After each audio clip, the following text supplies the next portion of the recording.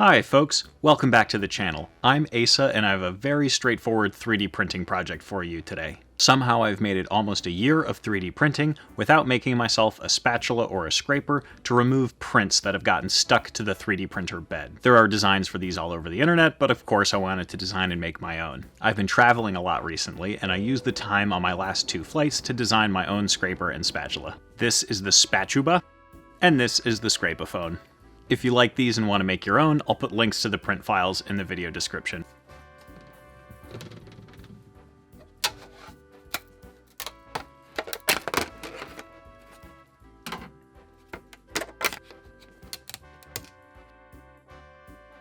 Well, that's all I've got for today. Please like this video if you enjoyed it, and subscribe to my channel if you want to see more content on building, making, and crafting. Thanks again, and I'll see you in the next one.